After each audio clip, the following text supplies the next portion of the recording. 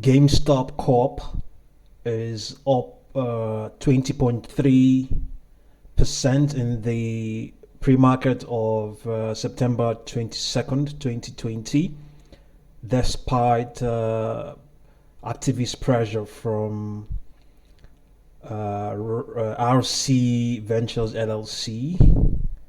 So, based on a brief research we just conducted, we found out that RC Ventures LLC, they have probably increased or rather initiated or increased their stake in GameStop.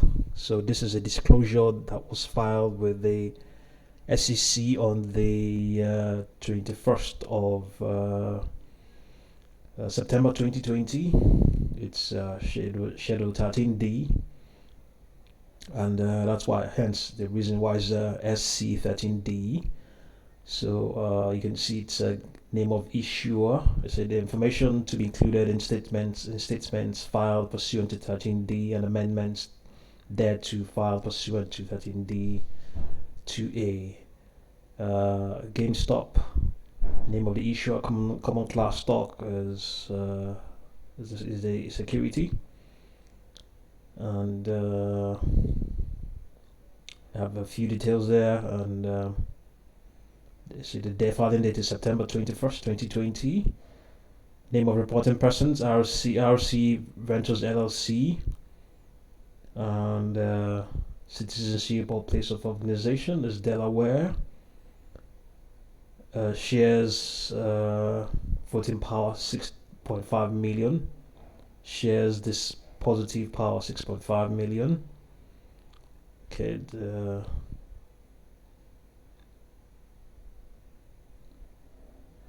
So this was filed by or signed by Ryan Cohen, probably.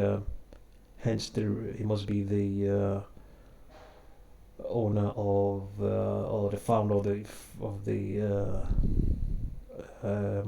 organization.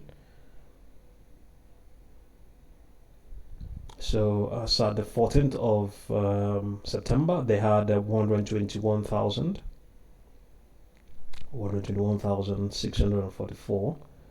21st is 163,030. Okay, this is amount bought or sold, I think. So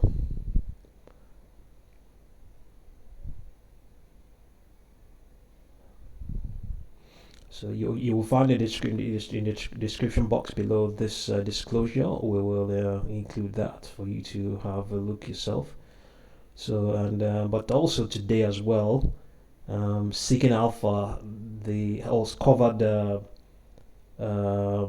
some detail about that filing, which we're not exactly covering in this video, but this is just more of a fundamental analysis of the company's position, and their summary is that the stock is trading at valuations cheaper than other restructuring plays in the retail space and cut off from the earnings potential of the business when things normalize. The company has been aggressively restructuring its business over the past few years with big help from activist investor Hestia Capital Partners. The goal of $200 million in cost savings for this year has already been achieved during the first year. The stock is up over 100% over the last 8 weeks. Impressive performance compared to both the broader market as well as the retail sector. And now the market is taking a breather. Investors are bound to question whether it's time to book profits.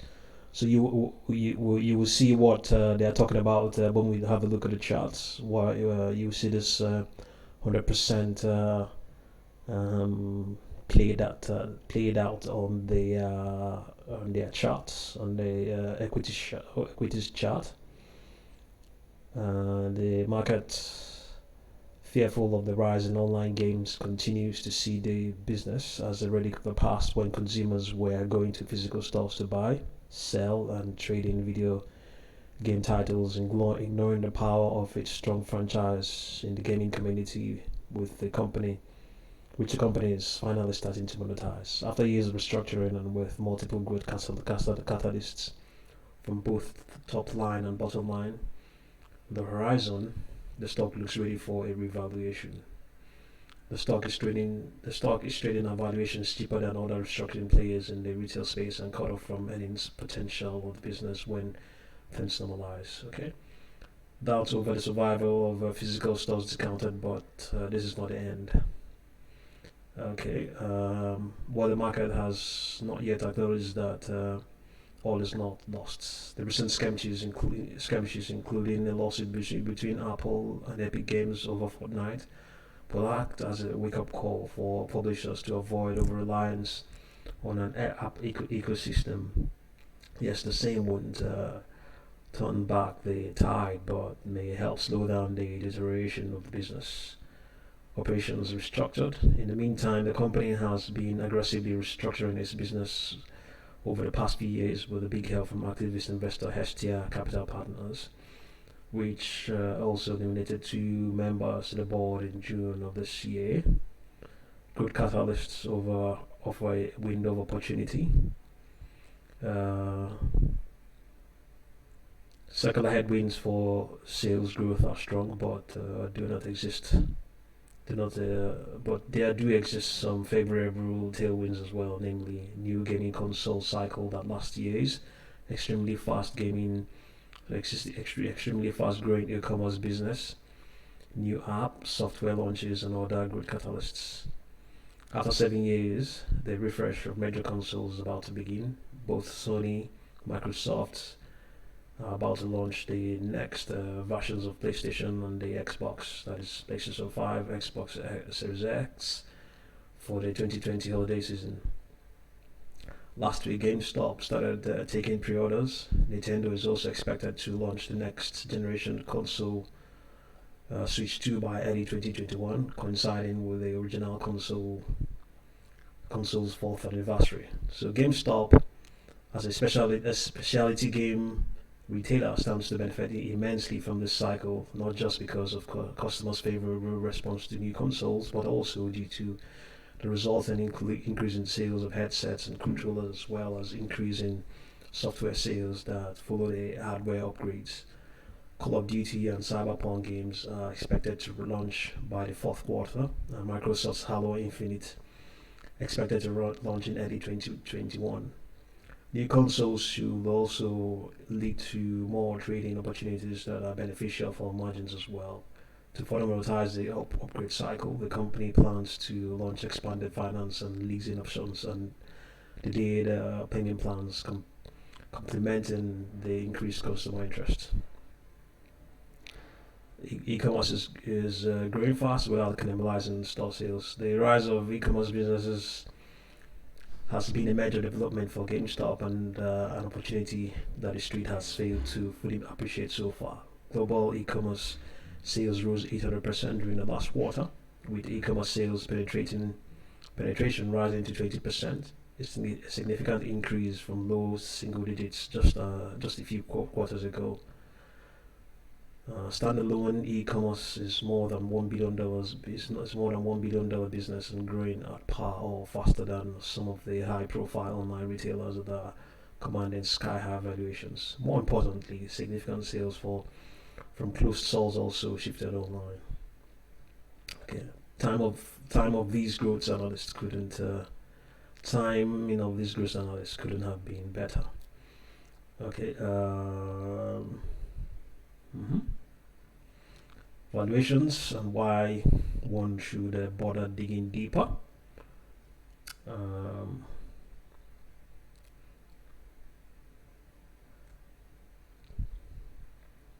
Reverse engineering and expectations.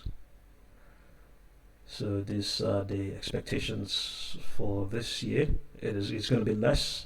Revenue growth is expected to be minus 18%. gross margin 27.5, gross profit 14. What's that? Is it in billions? No, I think it probably will be in billions or per share. It should be in billions. Okay, you will find this link in the description box below. So let's just quickly come over here and see what's going on here. And this is just this news came out 3:17 a.m. Eastern U.S. time, and it says GameStop investor entrepreneur Ryan Cohen. That's the disclosure we gave you over there. Ryan Cohen wants to turn the company into a true competitor to Amazon.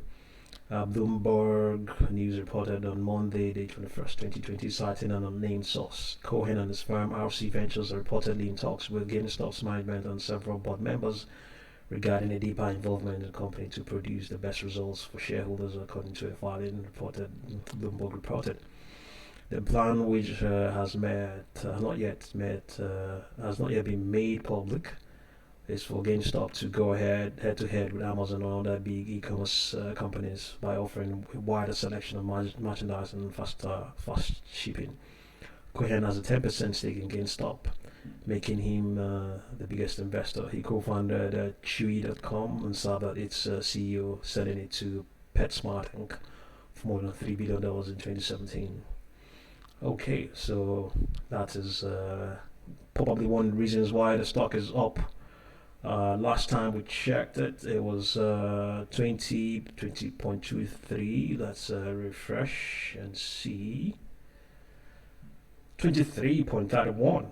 You see, something's going on there. That is, when you find such a guy there, Ryan Cohen, involved, things should, things people.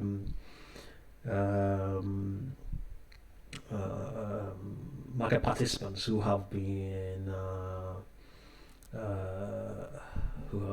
cautious, who have been skeptical, who have been pessimistic, will definitely change the opinion. They're already doing that. And you can see the price performance comparison for the last 1 month. It is 79.67%. Whereas the S&P US consumer discretionary is in minus 3.63%. S&P is minus 4.3%. You can see that the ETFs holding the equity. So the popular ones, the Invesco S&P small cap value with momentum ETF, Invesco small cap 600 revenue ETF, Invesco small cap 600 Pure Value ETF, and others as well. So we already know what they do. Is an omni-channel video game retailer. The company sells video games, video game hardware, physical and digital video game software, video game accessories, as well as mobile and consumer electronic products and all that merchandise through its GameStop, EB Games, and Micromania stores. Okay, so what do we have here? We have a put-call ratio of 0.5 for the last trading day, which is an indication that the market participants involved in the options are more prefer the calls, and that is also pretty much the case for the last 30 days. And we have a market cap of 570.2 million, so that would have increased by it's about 600 million now, based on that 23%. Oh my goodness, look at this short interest, 89.3%. Oh my goodness, this is I've never ever come across this myself. 89.3%. Oh my goodness, we have to just have a look and see what's going on here.